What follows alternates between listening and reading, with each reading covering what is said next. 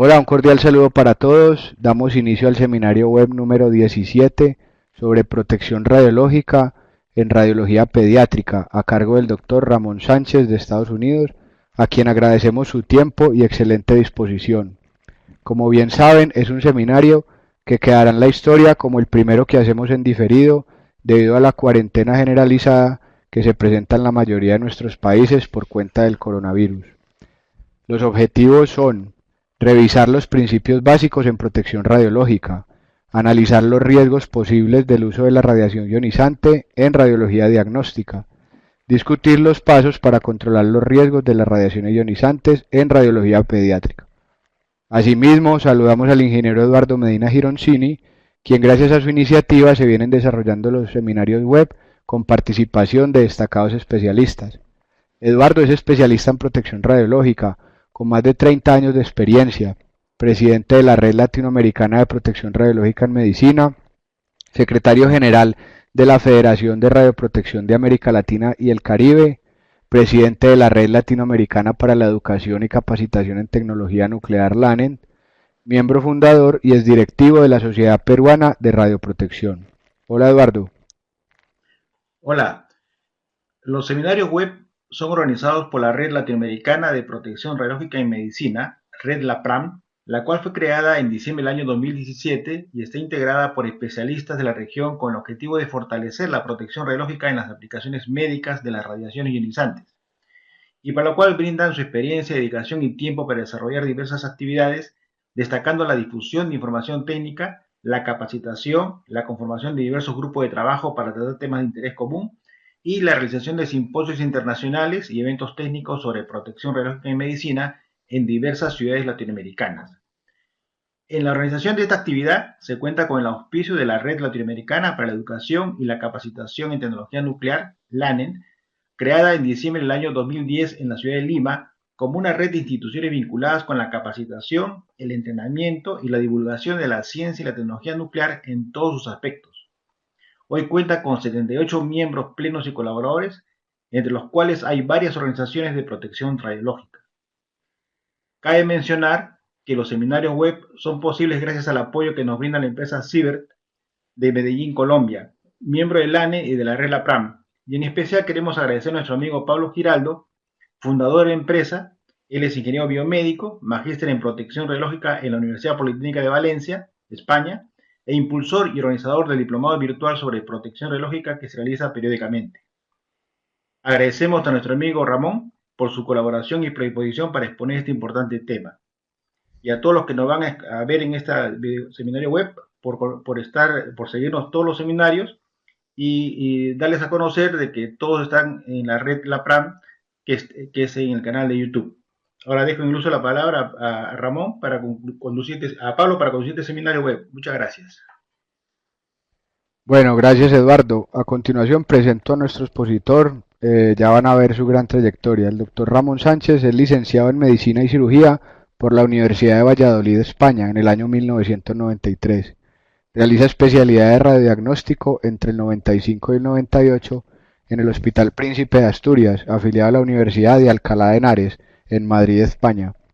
Se forma como radiólogo pediátrico con el doctor Javier Lucaya en el Hospital Vall d'Hebron de Barcelona entre los años 99 y 2000. En el año 2001 regresa a Madrid, donde ejerce como radiólogo pediátrico en el Hospital Clínico San Carlos. En el año 2006 se traslada a los Estados Unidos, donde trabaja en la Universidad de Michigan hasta junio del 2019. Desde esta fecha trabaja en el Hospital Nacional de Niños, Children's National Medical Center, en Washington, D. C., afiliado a la Universidad George Washington.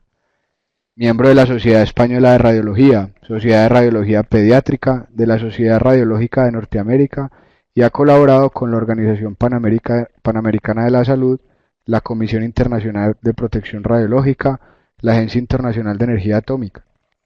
Autor de más de 30 artículos en revistas internacionales. Así que, doctor Ramón, nos alegra mucho poder tenerte como expositor en este seminario web. Puedes dar inicio a tu presentación.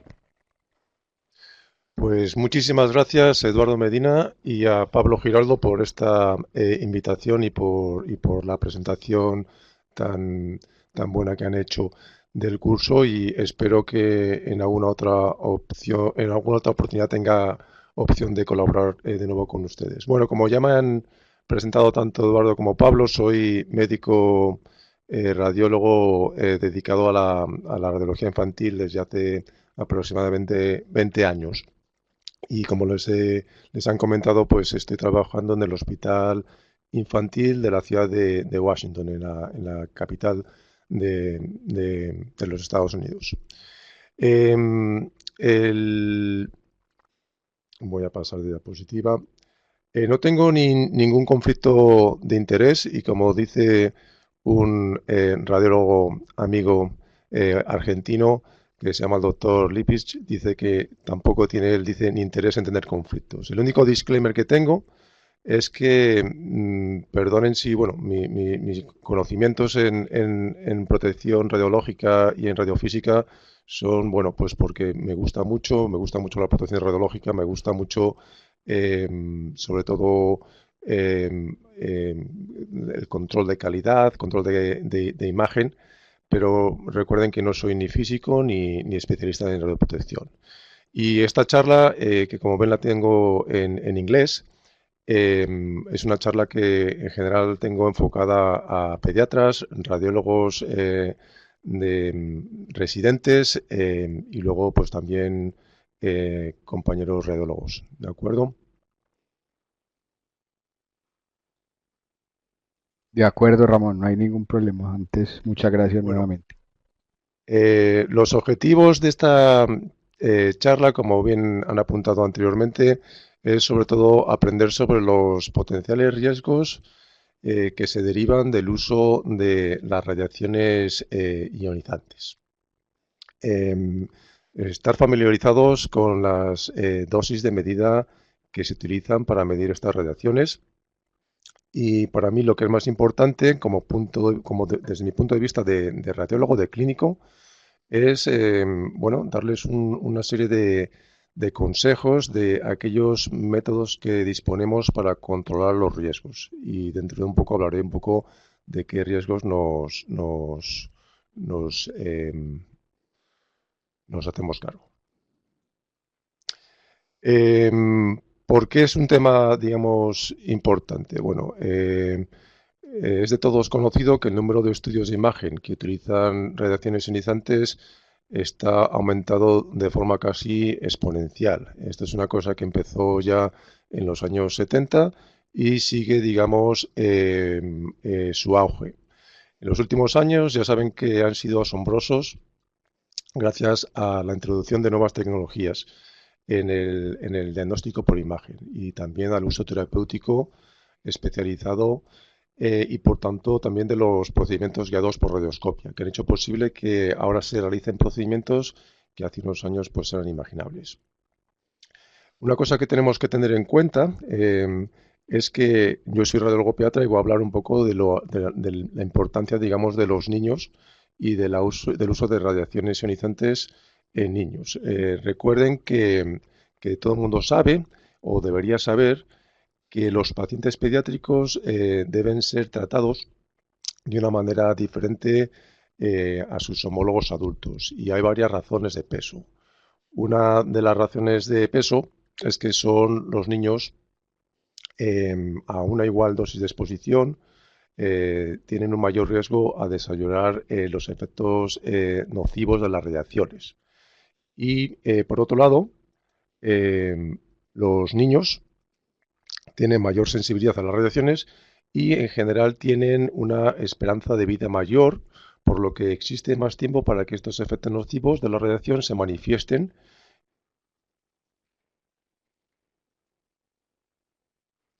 Ahora vamos a hablar un poco de los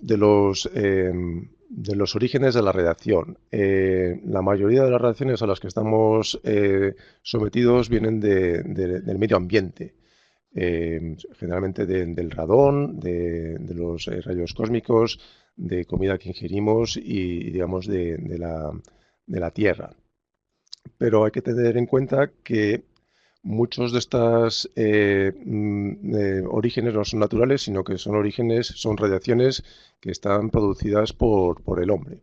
Y de entre ellas tenemos que descartar las originadas por la imagen médica, las plantas nucleares y el origen ocupacional. Y luego existen en una menor medida las que se originan del consumo.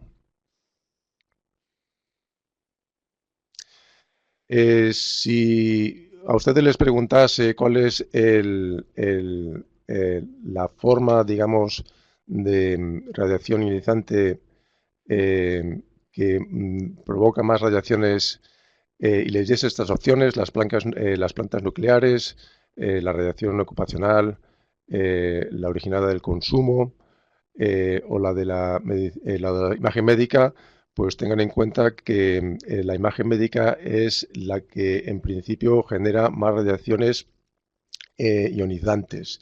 Y aquí les muestro dos cuadros que lo que explican es, describen, digamos, los orígenes de radiación de la población americana y lo comparan en los años 80 y comparado con los años, a mediados de los años 2000, en el año 2006. Y mientras en los años 80 más del 75%, el 83% de la radiación venía del medio ambiente, y muy poco porcentaje de la radiación venía de la radiación originada por procedimientos médicos. Si ven en este gráfico, esto ha cambiado de forma significativa. En los años 2006, y no sé si hay estadísticas o estudios más recientes, ya teníamos que casi la mitad de la radiación a la que estábamos expuestos en Estados Unidos, casi la mitad viene de estudios de imágenes médicos, y luego comparamos con el 15% que correspondían solo 25 años después. En términos globales, la exposición a radiaciones por estudios de imagen médica se ha incrementado en más de un 600%. Y el origen más frecuente ha sido, o de donde viene generalmente, es de la tomografía computada y de la medicina nuclear. Esto es unos gráficos que están obtenidos, digamos, del Consejo Nacional de Protección Radiológica y de Medidas de Radiación.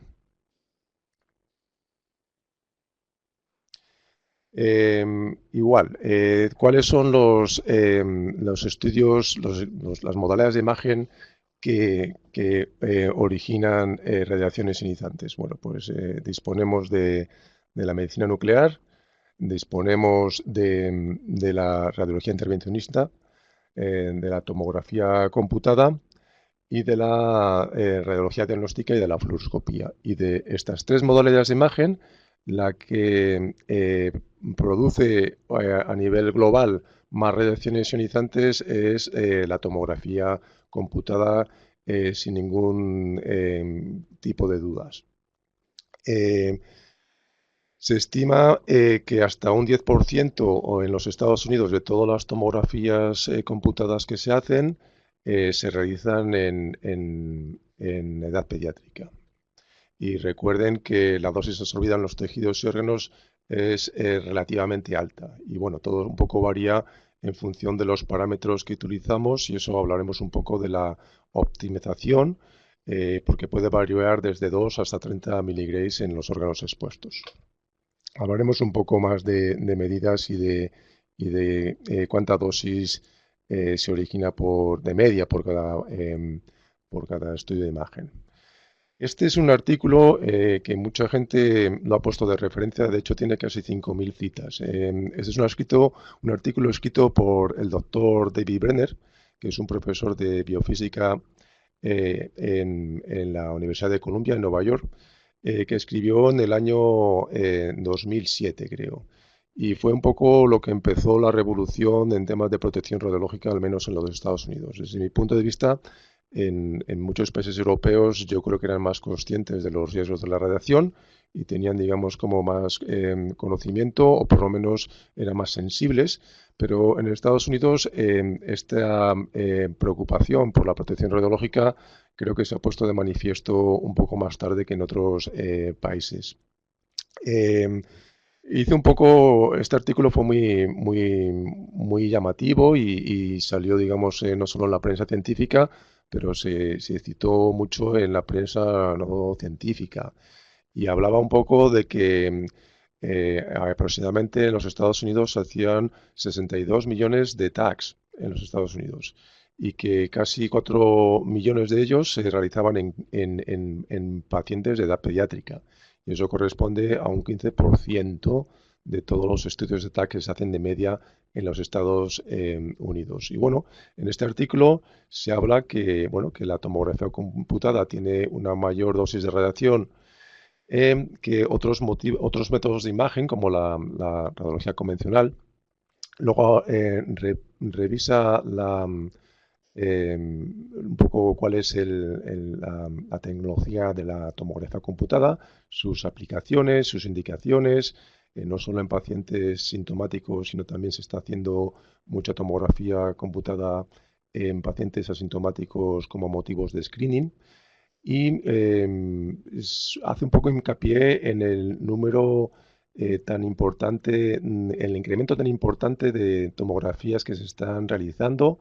Habla un poco de las radiaciones asociadas y habla un poco que eso es lo que mayor polémica causó de los riesgos asociados de desarrollar cáncer, tanto en adultos como en niños. Y bueno, esto es el primer artículo que yo creo que provocó polémica no solo a nivel de las esferas médicas, sino digamos a nivel de todas las esferas, incluso no científicas. Como este artículo ha habido cientos, yo les voy a mostrar algunos artículos que me han parecido relevantes. En este artículo, publicado en Radiology, que es básicamente la revista más prestigiosa en el campo de la radiología diagnóstica, en el año 2011, hace, digamos, un análisis de las tendencias a nivel de los Estados Unidos en el uso de tomografía computada y habla un poco de los factores asociados en pacientes pediátricos. En este caso, habla sobre la utilización de tomografía computada en pacientes pediátricos entre los años 1995 y el año 2008 en visitas a la sala de urgencias. Y bueno, hace, digamos, hincapié en el incremento tan significativo que ha habido en el uso de la tomografía computada en pacientes pediátricos en los servicios de urgencias.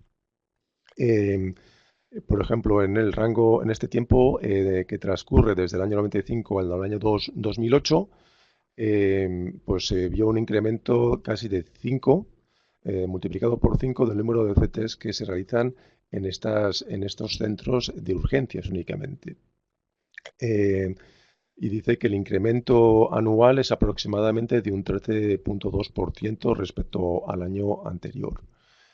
Y luego el número de visitas en la urgencia que se asociaron a la realización de una tomografía computada en pacientes pediátricos también incrementó en este periodo de tiempo casi por un factor de 5.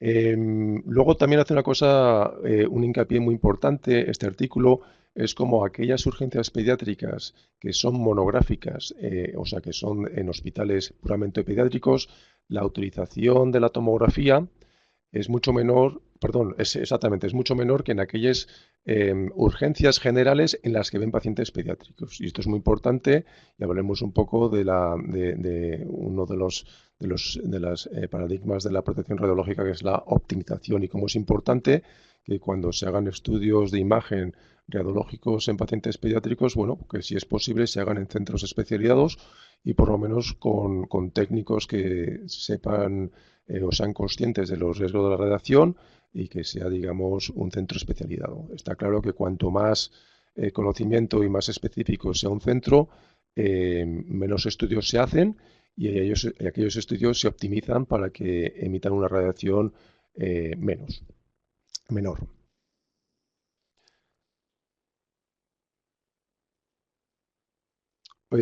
Otro artículo, y este sí que es ya más reciente, este es el año 2000, 20 y hace un poco hincapié en el uso de la tomografía en pacientes pediátricos en traumatismos menores, tanto a nivel craneal, torácico como abdominal. Y la utilización em, em, para traumatismos menores craneales de la tomografía computada es del 20%. Uno de cada 5 pacientes que viene por un traumatismo menor recibe una tomografía computada. Es del 5% para aquellos pacientes que acuden, hablamos de centros hospitalarios americanos, bueno, de los Estados Unidos, para traumatismo de tórax y casi un 10% para aquellos pacientes que tienen traumatismo abdominal. Como ven, son porcentajes elevados. Y pone en énfasis que aquellos centros, lo mismo que hemos comentado en el otro artículo, que aquellos centros que son específicamente pediátricos utilizan menos la tomografía computada que aquellos centros médicos que no son monográficos pediátricos. Ahora voy a hablar un poco de cómo se mide las radiaciones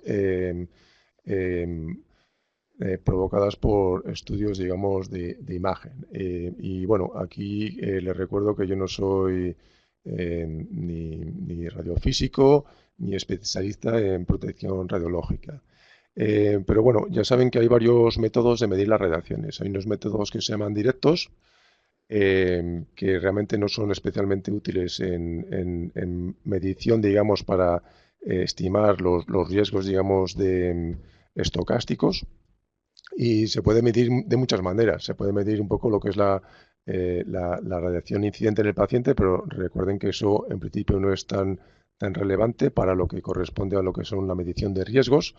Se puede medir la dosis absorbida y en este caso lo que vamos a medir es el depósito de energía por unidad de masa en un tejido dentro de un paciente.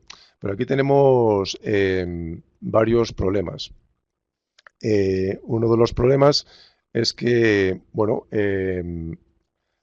hay diferentes tipos de radiación y estos diferentes tipos de radiación tienen una forma diferente de provocar los efectos nocivos a los que, digamos, nos hacemos referencia. Y por otro lado, no todos los tejidos tienen la misma sensibilidad. Algunos órganos y tejidos son mucho más radiosensibles que otros, por lo cual, bueno, este es un problema que nos impide utilizar, digamos, medidas directas de medición de riesgo y de probabilidad de provocar efectos deleterios, sobre todo los efectos estocásticos de los que hablaremos en unos momentos.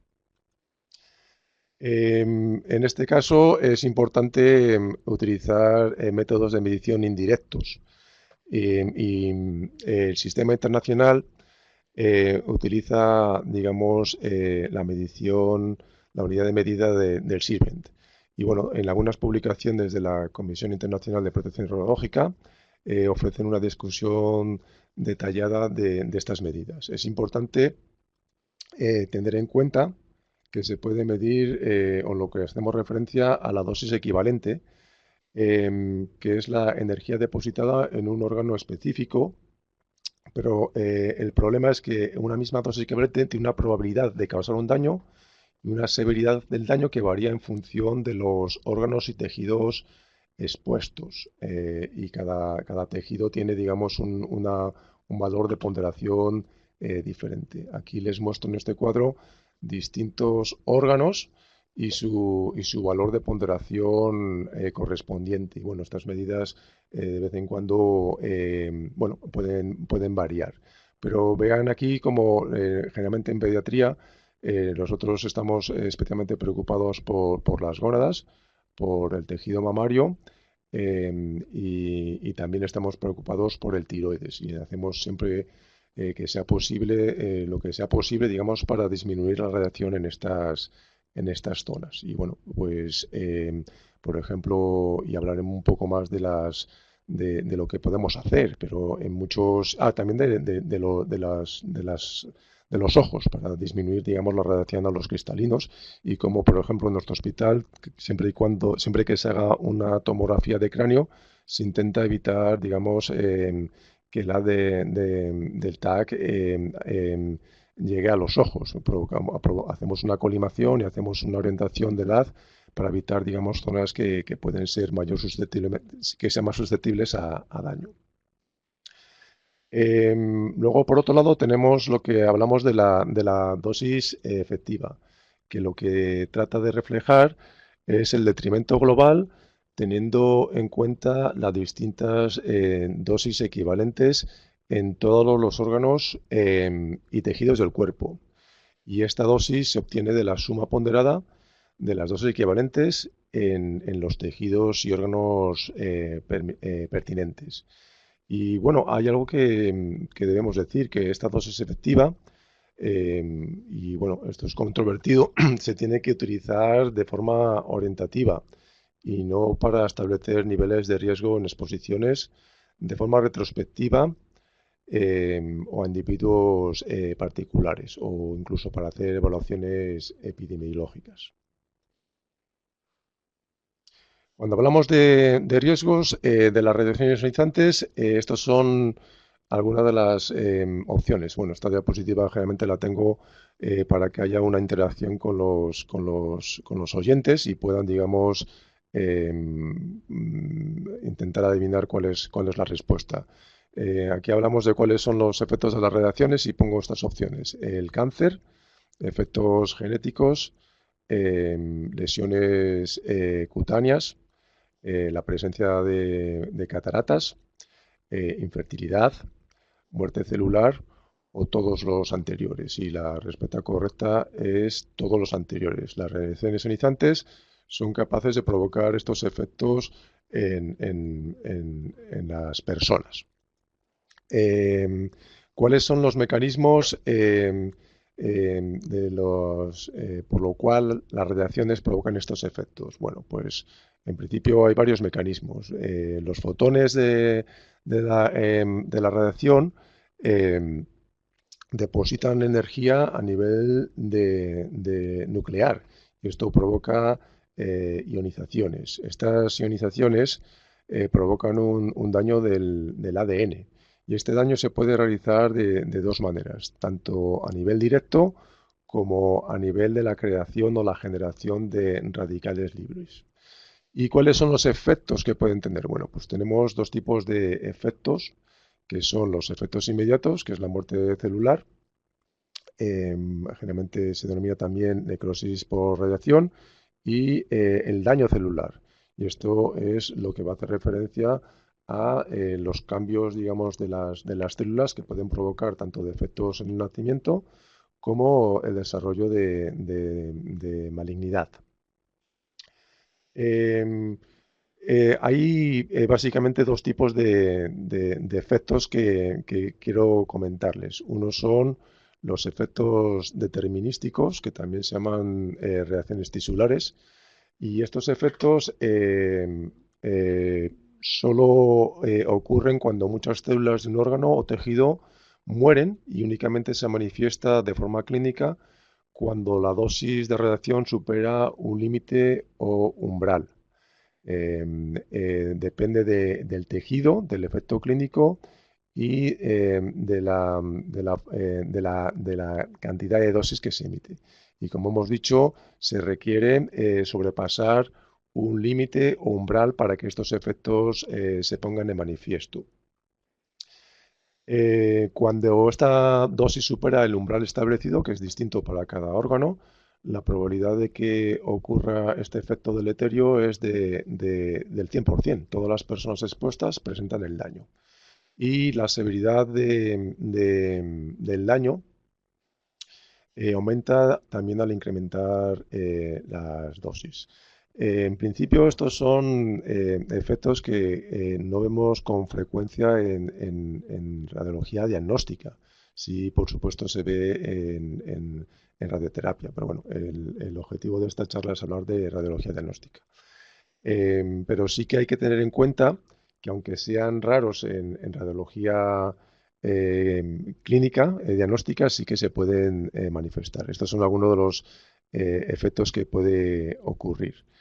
Algunos de los efectos determinísticos. Cambios en la piel, que generalmente son quemaduras, incluso pueden haber ulceraciones, se pueden desarrollar cataratas, se ha descrito el desarrollo de esterilidad, y en la disminución, digamos, del número de linfocitos en sangre. Y como le hemos dicho, pues bueno, son raros, pero ocurren con muy poca frecuencia, pero ocurren en radiología diagnóstica. ¿Y en qué procedimientos ocurren? Pues se han descrito generalmente estos efectos deleterios determinísticos en radiología intervencionista, y también se han descrito, bueno, en muchos centros de radiología, vamos, en centros cardíacos donde hacen cateterismo. Aquí les pongo unos ejemplos de aquellos niveles umbrales para que ocurran estos efectos determinísticos tisulares en adultos. Y esto viene de la publicación de la Comisión Internacional de Protección Radiológica 103. Por ejemplo, para que ocurra una esterilidad o bien temporal o bien permanente, la dosis total para una single exposición tiene que ser de 0,15 Grays.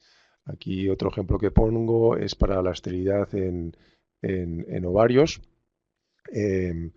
La dosis total para umbral para que ocurran estos efectos es mayor, es del 2,5 a 6 Grays. Para que ocurran, digamos, lesiones del cristalino, inicialmente se detectan opacidades del cristalino, bueno, la dosis es de entre 0,5 a 2 Grays. Y para que ocurran cataratas, la dosis mayor. Y bueno, y yo creo que hay muchos estudios que hablan un poco de este tipo de efectos, sobre todo en personal técnico y en personal médico, que son los que más expuestos están. Y bueno, también tenemos qué dosis a qué dosis tenemos que llegar para que haya, digamos, daño de la médula ósea y haya disfunción de la hematopoiesis, de la formación de células en la médula ósea, que como ven es relativamente bajo comparado con otros niveles de dosis a los que hay que llegar para provocar esterilidad o cataratas. Y bueno, luego aquí vemos los niveles de dosis cuando la dosis es fraccionada y se calcula por Grays por año. Y estos son los límites de dosis que una vez alcanzados pueden provocar, digamos, estos efectos deleterios. ¿Ocurren en radiología? Pues sí, sí que ocurren. Mire, aquí les enseño algunos ejemplos de quemaduras provocados porque el paciente estuvo posicionado durante un periodo largo de tiempo en una sala de fluoroscopía. Estos son más frecuentes en cateterismos cardíacos. Y ven aquí las lesiones tan importantes que se ponen de manifiesto en la piel, en aquella zona donde hubo mayor exposición. Algunos de estos efectos son mucho más llamativos. Aquí ven casos, digamos, de ulceraciones, incluso con exposición del hueso, también provocados en procedimientos intervencionistas cardíacos. Y incluso se han descrito efectos cutáneos. En este caso vemos una depilación a nivel capilar provocado por tomografía computada que estaba en mal funcionamiento. En estos eran casos, creo que ocurrió en un hospital en California, en el que hubo una mala, digamos, control de calidad del equipo y se estaba radiando de forma continuada una dosis mucho mayor de la que se requería para obtener, digamos, la imagen diagnóstica. Y estos eran casos en el que se hizo tomografía computada de perfusión, que es una técnica relativamente moderna que permite cuantificar y evaluar de forma cualitativa la perfusión cerebral, generando mapas de flujo cerebral volumen vascular y de tránsito celular. O sea que ocurren de forma frecuente, pero también se han visto descritos en tomografía computada los efectos determinísticos. Y ahora lo que vamos a hablar es un poco de los efectos estocásticos. Existe evidencia, y esto es basado generalmente en estudios, experimentos de biología celular y biología molecular, que el daño por radiación del ADN de una única célula puede provocar modificaciones sin que se altere su capacidad de reproducción. Y existe una probabilidad de que este daño ocurra a pesar de las defensas del organismo y que se origine una transformación maligna. Esto es lo que hablamos de los efectos somáticos. En este caso de efectos, la severidad es la misma, que sería, hablaremos primordialmente del cáncer, pero la probabilidad de que ocurra sí que se incrementa con la dosis. El problema es que estos efectos, que son bastante, digamos, nocivos, no tienen una dosis mínima a partir de la cual no ocurran. En principio, ya hablaremos un poco del razonamiento más tarde, pero no existe, digamos, una mínima dosis a partir de la cual estos efectos no vayan a ocurrir. Estos son los efectos a los que más nos vamos a dedicar, porque son los que ocurren a niveles de exposición del radiodiagnóstico. Y tenemos varios ejemplos. El principio es el cáncer, generalmente provocado por daño del ADN, y los efectos hereditarios cuando el daño se produce en las células germinales de las gónadas. Y es probable que existan, digamos, efectos en los fetos y defectos en aquellos fetos que hayan sido sometidos a radiaciones ionizantes. Y es verdad que la probabilidad de que este efecto ocurra es baja, pero la probabilidad existe. Y esto es una cosa que tenemos que ser conscientes, sobre todo en pacientes y sobre todo aquellos pacientes oncológicos que van a recibir durante mucho tiempo pruebas de imágenes para el diagnóstico y el seguimiento de sus enfermedades. Esa es una población especialmente en riesgo. Y veremos un poco qué mecanismos tenemos los radiólogos y los clínicos para disminuir estos riesgos en esta población. Como hemos dicho, la probabilidad de que estos efectos ocurran es baja. Y bueno, hay formas en las que se puede intentar estimar. Se considera que los riesgos de desarrollar cáncer, del riesgo es aproximadamente de un 10% por cada 620. Y el riesgo de morir de cáncer es la mitad, es el 5%. Este es el riesgo de que ocurran por 620. Y para poner un poco en perspectiva, si calculamos que la dosis de exposición en un paciente adolescente es de aproximadamente 10 milisievert, y que tenemos que tener en cuenta también el riesgo vital de que un paciente acabe falleciendo de cáncer, que en nuestro tiempo actual digamos en nuestra población es relativamente alto. Más o menos 1 de cada 4 o 1 de cada 5 personas va a desarrollar cáncer a lo largo de su vida. Por eso hay que poner las cosas en perspectiva, porque tenemos que asumir que el riesgo de desarrollar cáncer por ser humano y por vivir en este mundo ya de por sí es mucho más alto.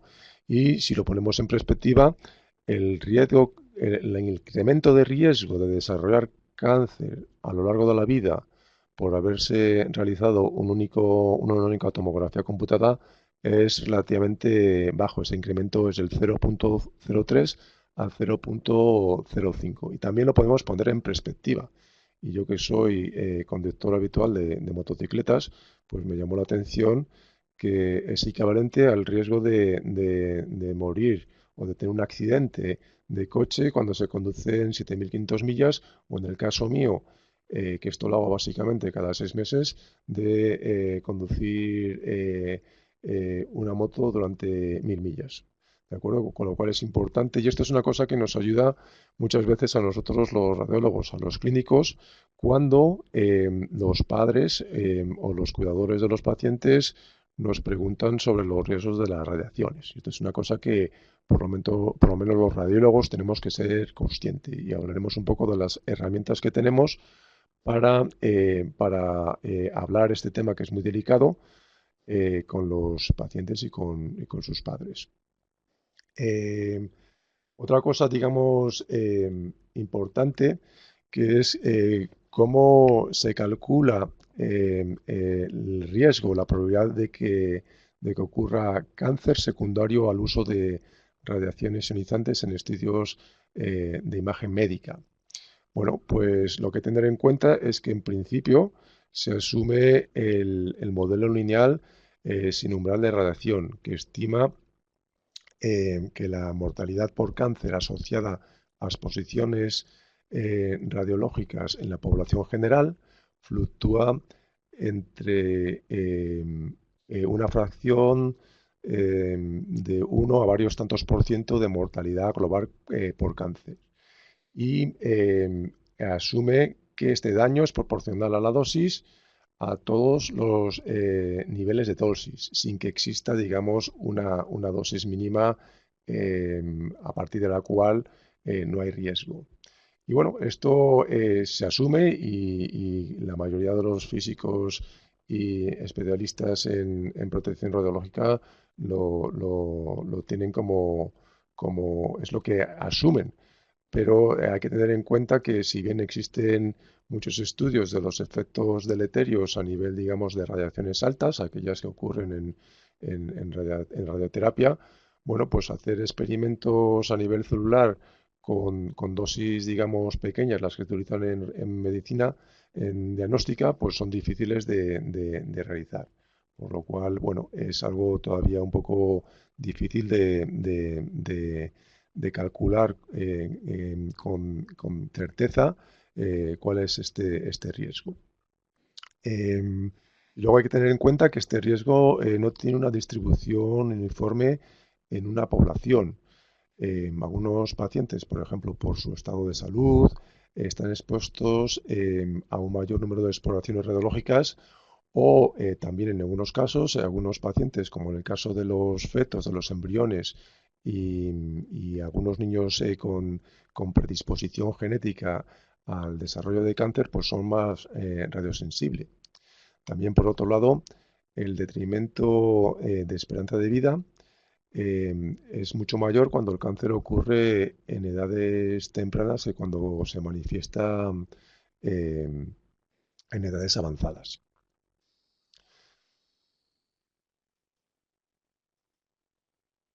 Eh,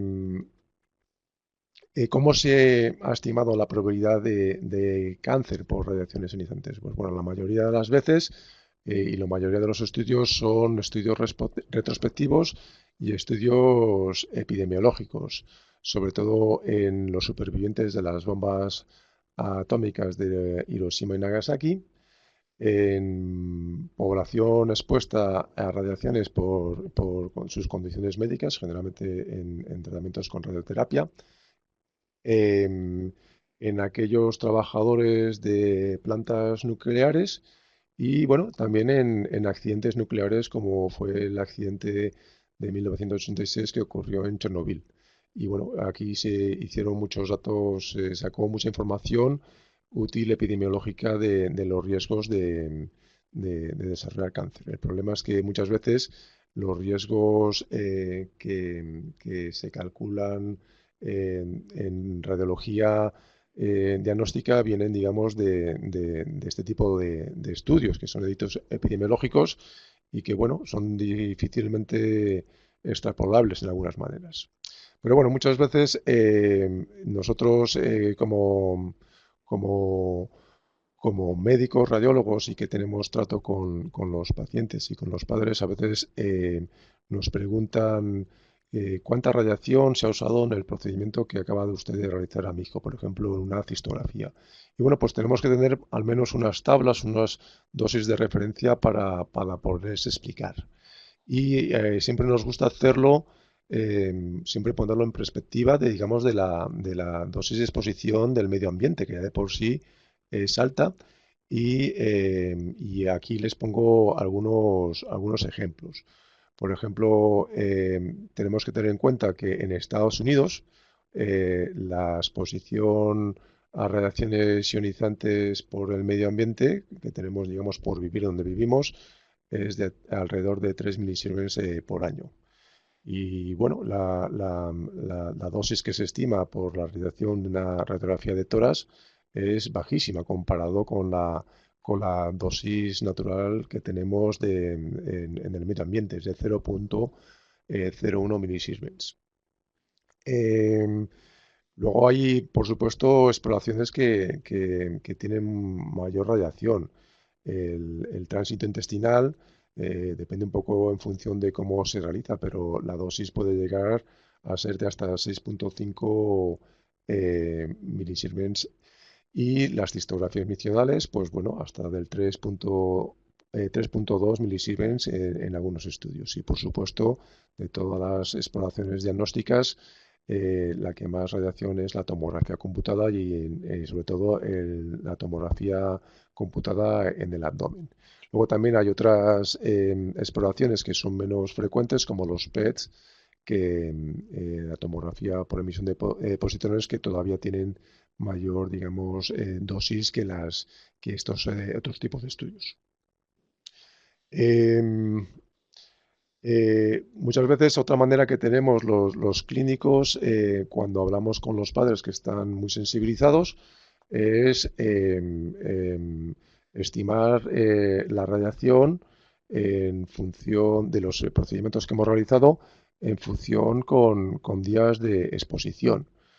Por ejemplo, si estimamos que la dosis de radiación natural es de aproximadamente 3 milisieverts por año en Estados Unidos, y que viajar en avión, un viaje intercontinental es de aproximadamente 0,04, pues bueno, la dosis añadida por ese estudio, por ejemplo, en una placa de tórax, es de aproximadamente un día, con lo cual si lo ponemos en perspectiva, pues no es mucho.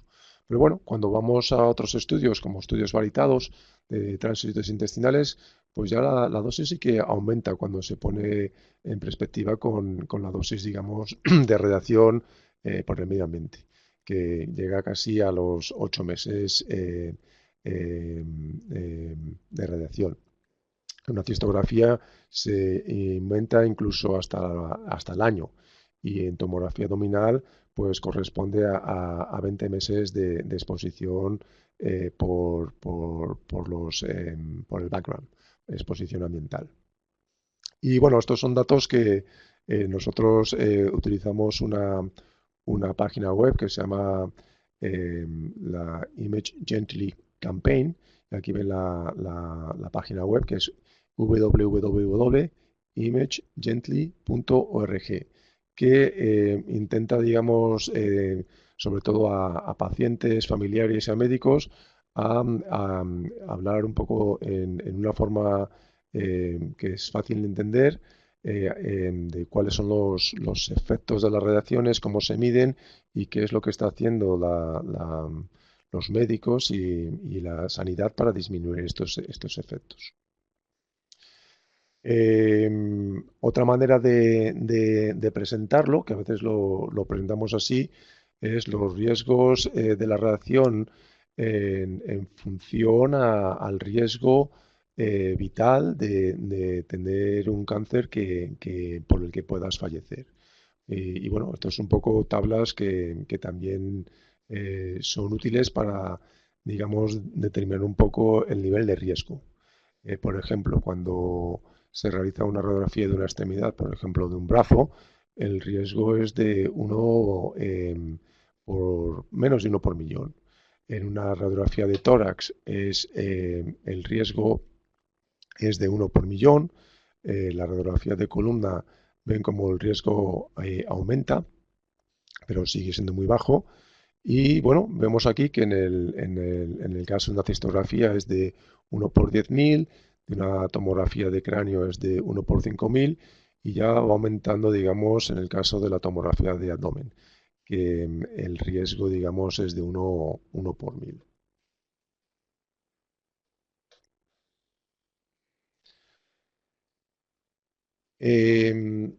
Los efectos hereditarios, bueno, la verdad es que eh, nos preocupa sobre todo cuando hacemos exploraciones radiológicas a, a pacientes que están embarazadas.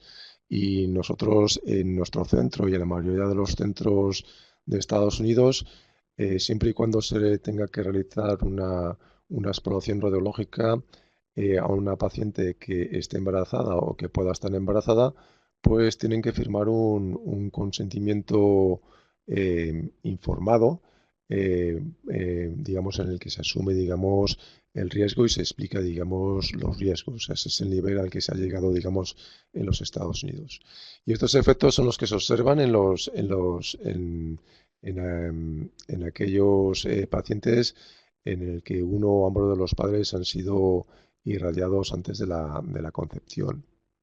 También la verdad es que cuando se hacen estimaciones de estos riesgos, la verdad es que estos riesgos se conocen mucho a través de estudios en animales, pero los estudios que se han hecho de aquellos descendientes de supervivientes de Hiroshima y Nagasaki, la verdad es que no hubo un incremento significativo de anormalidades en aquellos hijos de estos supervivientes. Em, Esto es para mí la parte más importante de la plática, que es qué podemos hacer nosotros radiólogos y el cuerpo técnico para disminuir los riesgos. Y para ello, digamos, lo más primordial es seguir los principios de protección radiológica que nos van a ayudar a prevenir las reacciones tisulares o los efectos determinísticos y limitar la probabilidad de los efectos estocásticos, que es básicamente la aparición de cáncer. Eh, ¿Cuáles son los principios básicos de protección radiológica? Y esto es para mí la parte más importante. El primero o el primero que voy a describir es la justificación. En este caso, la justificación es un principio fundamental de las exposiciones médicas. Hay varias publicaciones de la Comisión Internacional de Protección Radiológica que hablan de los distintos tipos de niveles de justificación. Y uno de estos es la justificación de las exposiciones individuales, que es un principio especialmente relevante en caso de exposiciones que conllevan alta dosis de radiación, como ocurre en procedimientos diagnósticos complejos e intervencionistas. Es importante que cualquier estudio de imagen que se realice esté, digamos, indicado. En ese sentido, tenemos que tener en cuenta que tanto el médico que pide la prueba como el radiólogo que la va a realizar tome una decisión a realizar esa prueba. Y lo primero que tenemos que tener en cuenta es si este estudio está indicado clínicamente. Y por otro lado, si los beneficios de esta prueba son mayores que los riesgos que conlleva esta prueba. Y esto para mí es el principio básico de justificación, que es que el procedimiento esté indicado y que conociendo los riesgos que tiene, los beneficios sean mayores que los riesgos. Cuando hablamos de una exploración indicada, es una exploración y se tiene que hacer este ejercicio en cada exploración que se haga.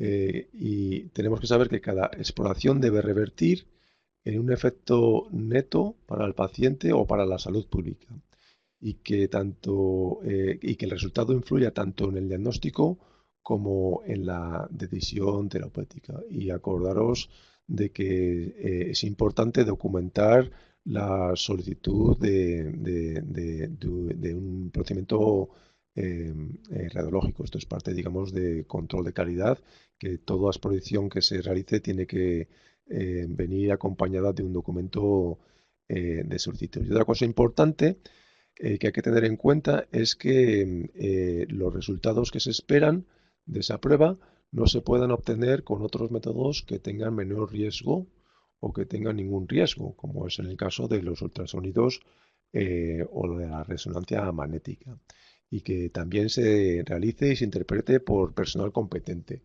En el caso de la radiología pediátrica, es de todos conocidos que en aquellos centros o aquellos radiólogos que están acostumbrados a tratar con pacientes pediátricos, el número de exploraciones que se hacen es menor y la calidad de los estudios son mejores. En general, los radiólogos pediátricos están más concienciados con los riesgos y, por ejemplo, en el tema de fluoroscopía se han hecho muchos estudios que aquellos centros no especializados en pediatría generalmente sus mediciones dosimétricas son mucho mayores que en aquellos centros en los que tanto los técnicos como los médicos que realizan las pruebas están especializados en radiología pediátrica. Y luego otro principio importante es el de la optimización. Y esto lo que tiene, a lo que se refiere es que hay que tener un ajuste de los parámetros técnicos e instaurar unas medidas de protección tales que la calidad diagnóstica de la imagen que se requiera para su interpretación se obtenga de una con la menor dosis posible. Y es importante eh, hacer hincapié en que la optimización en protección radiológica no consiste per se en minimizar la dosis, sino lograr un equilibrio entre los riesgos y los beneficios. Porque está claro que reducir la dosis con objeto de reducir los riesgos es sensato, pero si reducimos la dosis, por ejemplo, en una tomografía computada, de tal manera en que interfiera en su capacidad diagnóstica, o en el caso de la radioterapia, si reducimos la dosis terapéutica hasta el punto que están no son efectivas, la verdad es que esto no es una buena praxis médica y esto es lo que hay que tener en cuenta. Hay que disminuir la dosis y hacerla, digamos, en centros especializados con equipos adecuados, pero hay que disminuir la dosis sin que se comprometa la calidad de imagen y el objetivo por el que se realizó. En los Estados Unidos utilizamos este acrónimo que se dice ALARA, que es tan bajo, nivel de dosis tan bajo como sea razonable, no como sea posible, porque está claramente estudiado que se pueden obtener tomografías conmutadas con muy baja dosis, pero que muchas veces esa baja dosis interfiere en la calidad de la imagen y por tanto en la interpretación del estudio. ¿Cuáles son de lo que disponemos tanto los médicos radiólogos como el personal médico para mejorar la justificación? A ver, perdón. Pues bueno, sobre todo en pacientes pediátricos, considerar métodos de imagen alternativos en los que no utilicen radiaciones ionizantes, como es el caso de los ultrasonidos y de la resonancia magnética. También es importante asegurarse de la información previa de ese paciente, tanto información clínica como estudios que se hayan realizado con anterioridad, estén disponibles para que no se tengan que hacer pruebas que ya se han hecho con antelación. Y una cosa que sobre todo ahora está muy de moda en los Estados Unidos es la creación de guías de referencia clínica y guías de qué estudios son apropiados para cada patología. E incluso el Colegio Americano de Radiología ha creado unas guías y algunas de estas guías están incorporadas en los algoritmos, digamos, de tratamiento de los hospitales, en el que determinan si en función de una patología un determinado estudio de imagen está indicado y cuál es el grado de indicación y cuál es su grado de beneficio. Y eso es algo que cada vez se está haciendo, se está poniendo más énfasis, sobre todo en los Estados Unidos. Hay muchísimas estudios bueno, sobre todo en los Estados Unidos, que se realizan de forma innecesaria. Y hay varias razones. En los Estados Unidos, pedir una tomografía es demasiado fácil. Es básicamente hacer un clic en el ratón de un ordenador y cualquier médico puede pedir, digamos, una tomografía. O sea, es fácil y es rápido. Es únicamente un clic. Y muchos centros de los Estados Unidos, pues bueno, no se estudian estas peticiones de forma muy rigurosa. Otras veces, la razón por las que se realizan más exámenes de los necesarios es porque muchas veces en los Estados Unidos hay mucha gente que quiere tener información de su enfermedad de forma inmediata. Y hoy por hoy, o por lo menos en nuestro centro, se realiza cualquier tipo de estudio y en menos de 30 minutos el resultado está disponible. Con lo cual, bueno, hay gente, médicos y pacientes que quieren realizarse las pruebas porque quieren la inmediatez de los resultados. Otra de las razones cada vez más preocupantes en Estados Unidos es que los médicos, tanto los radiólogos como los no radiólogos, tienen mucho miedo a los litigios legales por causas de mala praxis. Hay muchísimas médicos compañeros que han tenido, digamos, litigios o porque no se pidió una prueba específica y que le echan en cara al médico que la razón por la que falleció su hijo o su padre fue porque no se realizó una prueba de imagen. Y bueno, eso hace que muchas veces los médicos tengan, digamos, unos criterios a la hora de determinar la necesidad, bueno, se haga un poco de forma ligera, porque tiene mucho miedo a que haya abogados o familiares que puedan, digamos, meterles en un problema legal. Luego, bueno, la gente en los Estados Unidos, sobre todo, que es donde más he trabajado en los últimos años, quiere, digamos, resultados y quiere pruebas de imágenes de alta tecnología. Ya no quieren una radiografía de tórax, ya quieren una tomografía computada porque hay una sospecha de neumonía. Pues bueno, hay una presión por parte, digamos, de la población para que se utilicen técnicas de imagen que en otros sitios son como no son de uso rutinario. Y luego una cosa preocupante es el incentivo económico. Existe presión en muchos hospitales para que se hagan pruebas porque, bueno, es una de las maneras que tienen tanto los servicios de radiología como de los hospitales para generar dinero. Luego una cosa curiosa y que se ha puesto de manifiesto en estas semanas, desde que tenemos la epidemia del coronavirus, hemos recibido la orden de la administración del hospital de hacer aquellos estudios de imagen que sean estrictamente necesarios. Y se lo crean o no, hemos disminuido la autorización de nuestro departamento en un 75%. ¿De acuerdo? Es un dato llamativo. Solo en esta crisis de que los pacientes con pocos síntomas o que no están muy graves no acudan a los hospitales, o aquellos pacientes que, que no se considere que la prueba no sea 100% justificada, urgente o imprescindible, pues no se haga. Y solo con eso, en nuestro centro hemos disminuido nuestra actividad en un 50%. Esto no solo son pruebas, digamos, de tomografía, de fluoroscopía, también existen muchos pacientes que no han acudido o los han hecho en resonancia magnética y en ultrasonidos, pero probablemente en tomografía y en fluoroscopía nuestra actividad han disminuido un 75%. Y no creo que esto haya perjudicado o no creo que a la larga perjudique en la calidad de vida de estos pacientes que no se han hecho estas pruebas. Em, em, ¿Cuáles son las preguntas que nos debemos hacer para evitar estudios de imágenes innecesarios? Pues una de las cosas que nos tenemos que preguntar es si esa prueba ya se ha realizado.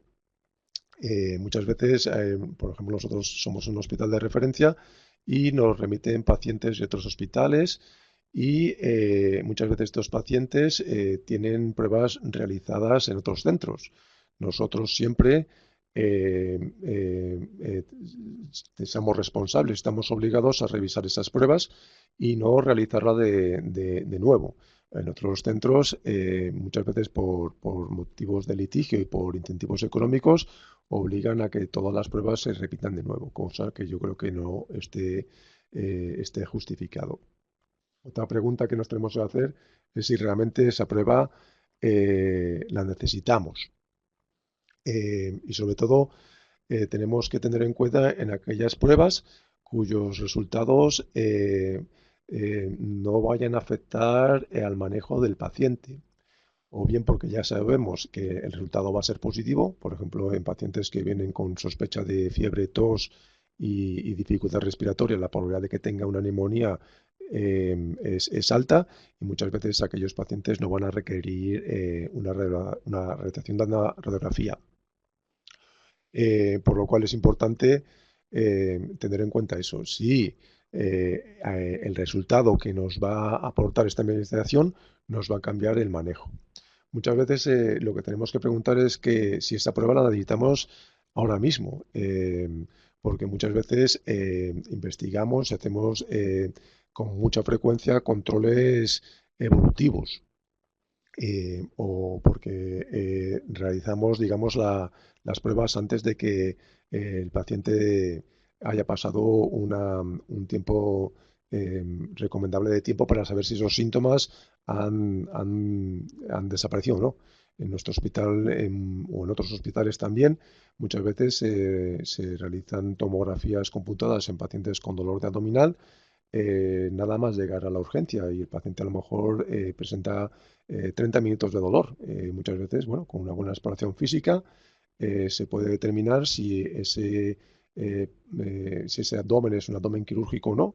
Y en muchos centros que no están especializados realizan tomografía de abdomen en lugar de ultrasonidos de abdomen en pacientes con sospecha de apendicitis o de otras patologías que se podrían, digamos, diagnosticar sin necesidad de tomografía computada. Otras veces lo que pasa es que estamos haciendo el test erróneo. Y eso es muy importante, que exista una buena comunicación entre el radiólogo y el clínico que pide la prueba. Porque muchas veces nos piden pruebas que nosotros como radiólogos sabemos que no van a aportar ninguna información útil, o que tenemos exploraciones que van a dar un resultado diagnóstico similar y no tienen radiaciones ionizantes. ¿De acuerdo? Con lo cual es muy importante que haya una buena comunicación entre el médico peticionario y el radiólogo que es responsable de esa exploración. Y sobre todo, saber, y eso es muchas veces los clínicos no lo saben, es que en muchas ocasiones la información que quiere obtener el clínico se puede obtener con otros métodos de imagen, como son la resonancia magnética o los ultrasonidos. Y esto ha evolucionado de forma increíble. Nosotros ahora podemos hacer, o llevamos ya años haciendo, ultrasonidos con contraste intravenoso, que han sustituido básicamente la realización de tomografías computadas, incluso a veces de resonancia magnética. Con lo cual, bueno, y lo mismo podemos hacer cistografías con utilización de contrastes de ultrasonido en lugar de con radioscopía. Y por otro lado, uno de los detrimentos de la resonancia magnética, que si bien no tiene radiaciones ionizantes, es el tiempo de exploración y que muchos pacientes, sobre todo pacientes pediátricos, van a requerir de sedación. Pues bueno, cada vez tenemos tecnología mejor y podemos hacer resonancias magnéticas en tiempos récords que nos aportan una información muy útil.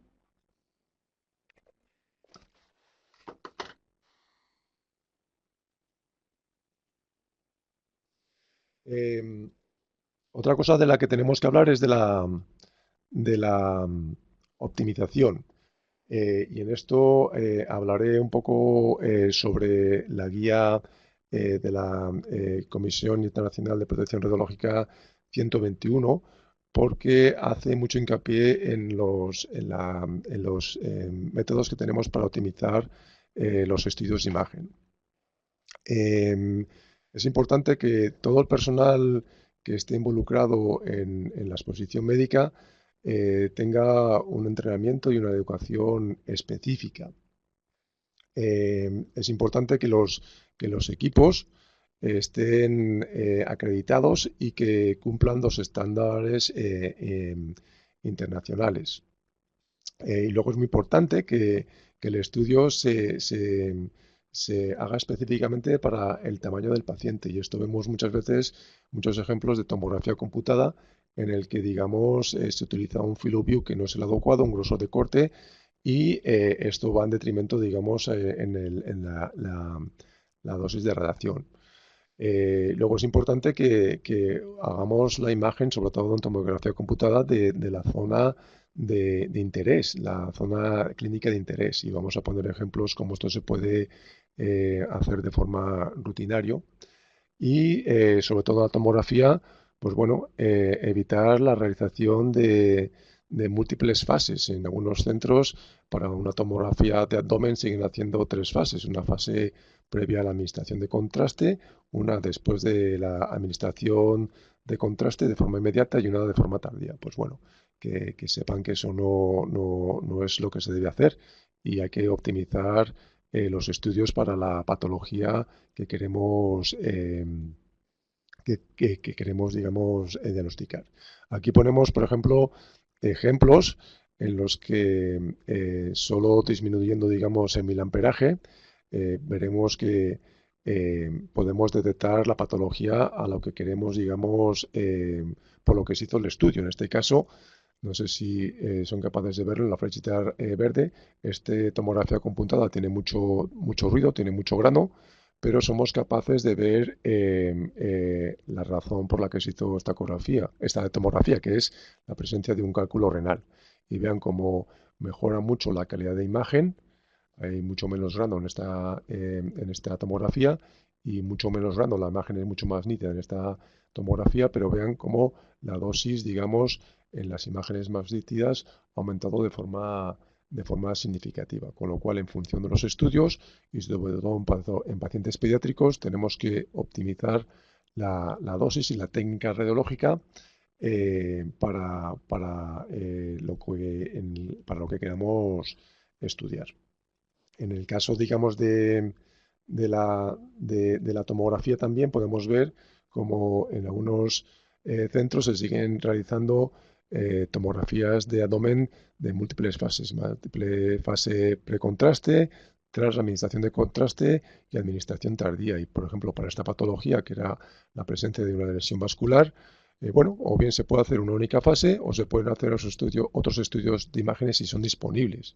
Muchas veces con una ecografía se puede digamos, a diagnosticar esta lesión y en ocasiones, bueno, a veces se requiere resonancia magnética que puede requerir más tiempo y es algo más cara, pero va a evitar, digamos, la realización de tomografías computadas. Otros ejemplos son, por ejemplo, la restricción del campo de estudio. Por ejemplo, en aquellos pacientes a los que se le hace tomografía de pulmón para detectar embolismo pulmonar, que es una indicación muy frecuente en hospitales adultos y relativamente frecuente en hospitales pediátricos, solo disminuyendo el campo de adquisición a la zona de interés, que son, digamos, los pulmones, podemos reducir la dosis de radiación de hasta un 30%. Y ya casi para acabar, les quería les quería presentar, bueno, me imagino que muchos de ustedes ya conocen esta publicación, de la que tuve, digamos, el honor de participar, que es la publicación de la Convención Internacional de Protección Radiológica 121, que habla, digamos, de protección radiológica en radiología diagnóstica y en radiología intervencionista. Bueno, ya saben todos que la ICIPR es una organización independiente, sin ánimo de lucro, que se fundó ya hace casi un siglo, y que ofrece recomendaciones en los principios en la práctica de protección radiológica. Hay que tener en cuenta que este organismo no, bueno, da información y consejo, pero no puede hacer regulaciones a nivel nacional, internacional o local. Aunque, bueno, estas recomendaciones se siguen en muchísimas instituciones, tanto nacionales como internacionales. Y que esta comisión realiza estas guías de forma periódica, no muy frecuente, porque, bueno, lleva tiempo realizar estas guías. Esta guía 121 tenía como objetivo describir los principios que rigen la protección radiológica y de servir de guía a médicos peticionarios de estudios radiológicos y también al personal, tanto técnico como médico, que los realiza. Yo creo que incluso existe ya la traducción al castellano, o creo que está a punto de aparecer. Creo que la Sociedad Argentina de Protección Radiológica estaba con interés o empezó, digamos, a hacer la traducción. No estoy seguro si está finalizada, pero creo que hace unos años ya estaban en ese quehacer. Eh, Comienza este documento con una descripción básica de los conceptos básicos y generales de protección, que son la justificación y de la optimización. Y luego hace un hincapié en las pautas y sugerencias sobre protección radiológica en todas las modalidades de imagen, tanto radiología convencional, radioscopia, radiología computada y intervencionista. Y también hace un hincapié en la necesidad de una justificación rigurosa cuando se solicitan pruebas que supongan exposición a radiaciones ionizantes, así como considerar la radiación de estudios alternativos que no utilicen pruebas ionizantes. Por ejemplo, en el caso de la radiología convencional y de la radioscopia, hace mucho hincapié en el posicionamiento del paciente pediátrico, en la inmovilización. Ya saben que los pacientes pediátricos, por su falta de cooperación y porque no obedecen órdenes, pues es importante, digamos, la inmovilización para disminuir el tiempo de exposición y para la imagen sea de calidad diagnóstica y que no se tenga que realizar por problemas técnicos. Y hace hincapié también y no sé cómo es la situación en América Latina, en que solo el personal técnico será responsable de la inmovilización de los pacientes solo en circunstancias excepcionales y que se tienen que tomar todas las medidas que estén a nuestro alcance para que el personal no se exponga de forma habitual o repetida. Luego hace, por ejemplo, hincapié en que en las salas de radiología, cuando se está realizando un estudio, solo esté el personal imprescindible y que éste disponga de un material de protección. Habla un poco del ajuste del tamaño del campo, de la colimación, del uso de protección gradal y de la optimización de los datos de exposición, tanto del tamaño nominal del foco, de la filtración, del uso de parrillas. Se hace, bueno, pues una revisión muy pormenorizada de estos parámetros. En el tema de la fluoroscopía hace mucho hincapié en el uso de la radioscopia pulsada y en la limitación del tiempo de fluoroscopía. Y hace, por ejemplo, en el caso de los procedimientos intervencionistas complejos, que estos estudios se realizan con personal con experiencia en este tipo de patologías que tratan y en pacientes pediátricos y que tengan un segundo nivel de formación específica en protección radiológica. Por ejemplo, en tomografía computada habla de la optimización de la dosis, ajustando los parámetros de miliamperaje y kilovoltaje. Habla, digamos, de qué se puede hacer con el grosor del corte y del avance de la mesa y actualizar los protocolos de estudio en tomografía en función al peso del paciente y a la edad del paciente, así como al área que vamos a explorar y la indicación clínica. Y como los radiólogos pediátricos debemos ser debemos aceptar un poquito mayor de cantidad de ruido en la imagen, siempre y cuando la calidad sea diagnóstica. Y bueno, es una publicación que les recomiendo, si tienen tiempo, la revisen. Está disponible en la web y de forma gratuita. Otra cosa que tenemos que tener en cuenta es que nosotros nos vemos con frecuencia em, em, em, involucrados en pláticas con los padres que están estresados porque a su hijo le van a hacer un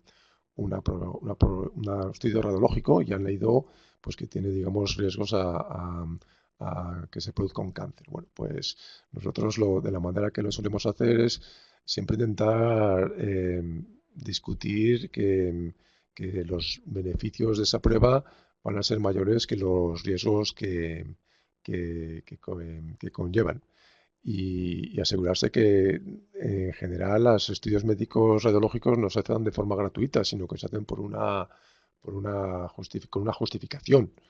Les explicamos que muchas veces esas pruebas son necesarias para determinar, digamos, la causa del malestar o del dolor de su hijo, que muchas veces el hacer una tomografía puede reducir la necesidad de una intervención quirúrgica, que tiene un riesgo mayor que el de las radiaciones ionizantes y que disminuye muchas veces la realización de estudios de imagen, el tiempo de hospitalización de muchos pacientes, con lo cual los estudios de imagen ayudan.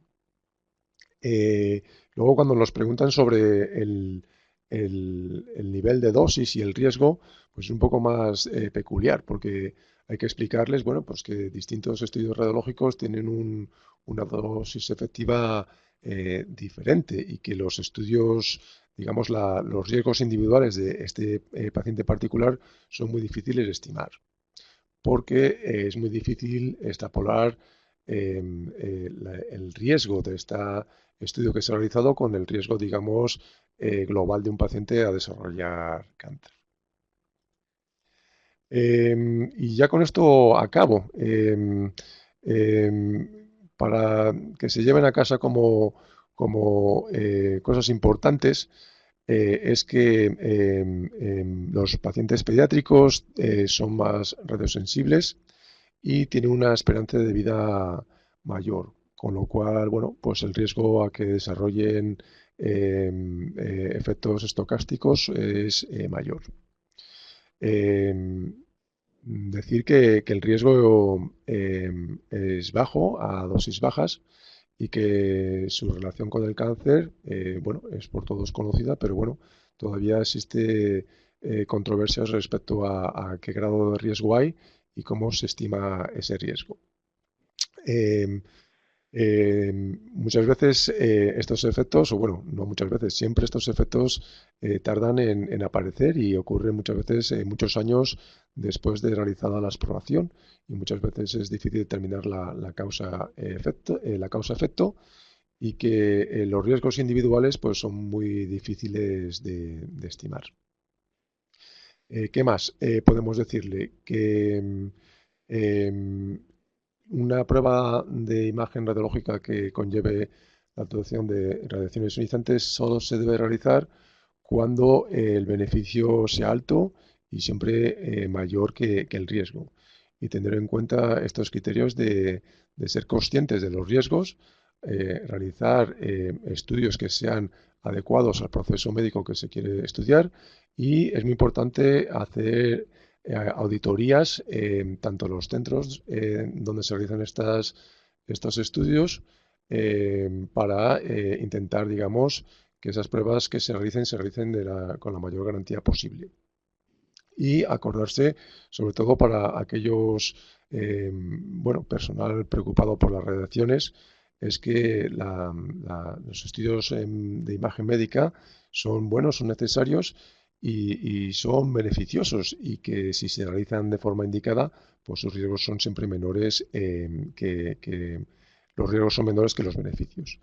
Y también recordarles que la tomografía computada es el estudio de imagen que más exposición de radiaciones emite dentro de los que utilizamos de forma rutinaria. Es muy importante, sobre todo para los técnicos y para las personas que hagan radiología pediátrica con frecuencia, que hay que optimizar el estudio y los parámetros del estudio al tamaño del paciente y a la indicación del estudio.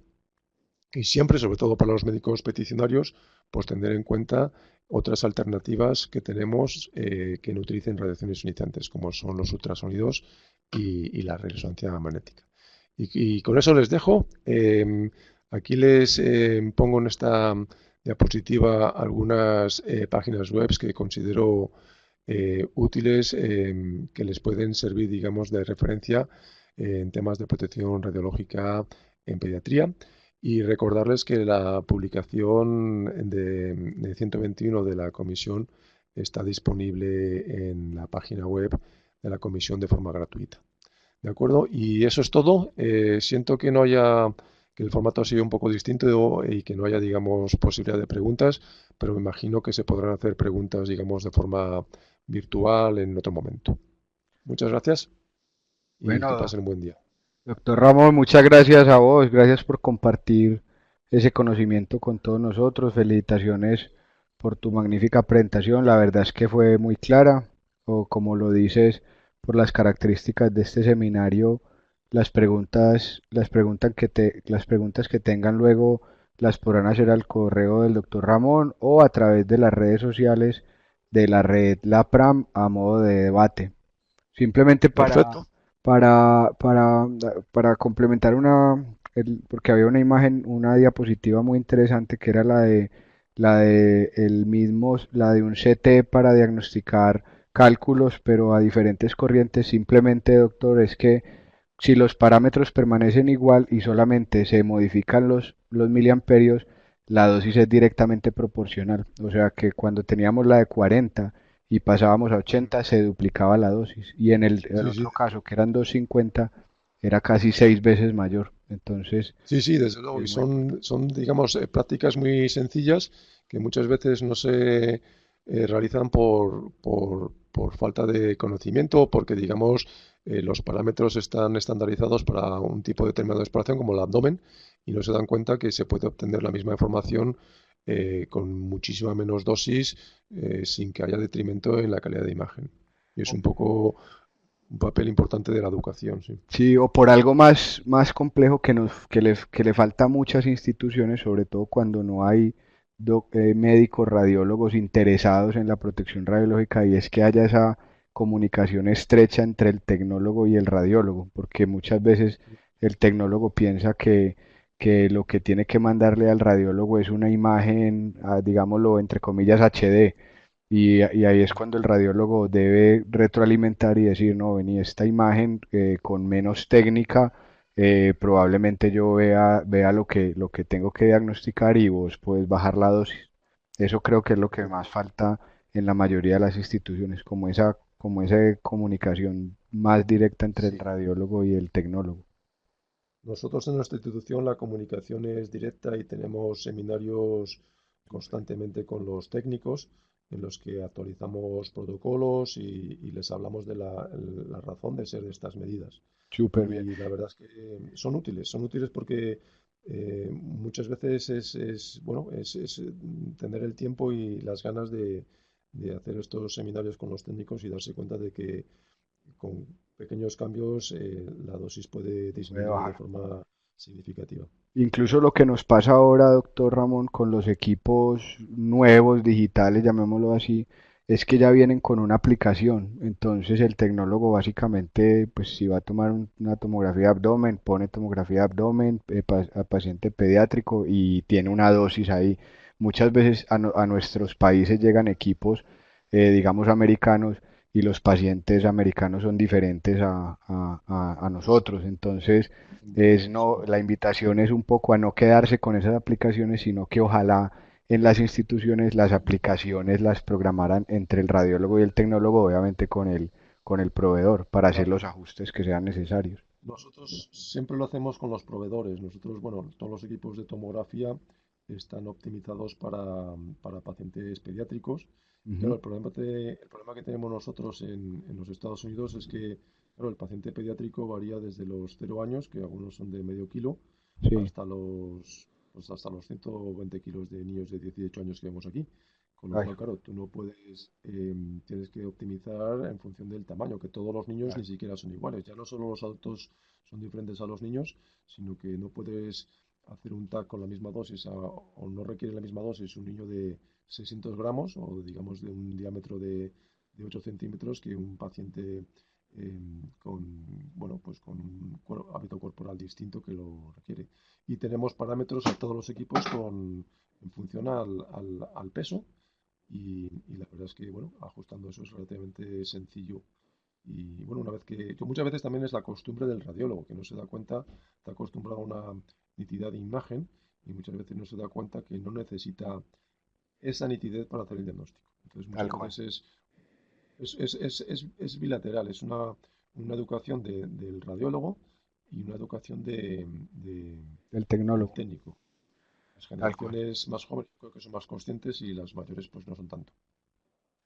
Bueno, doctor Ramón, con esto damos entonces por terminada oficialmente esta 17ª experiencia de muchas otras. Nuevamente gracias a ti, gracias a Eduardo. Recuerden que posteriormente se les estará enviando información sobre este y sobre los futuros seminarios. Un abrazo para todos. Perfecto. Pues, muchísimas Bueno, gracias, Eduardo, gracias. y Gracias a Pablo. todos. Gracias, nos Adiós. vemos. Chao.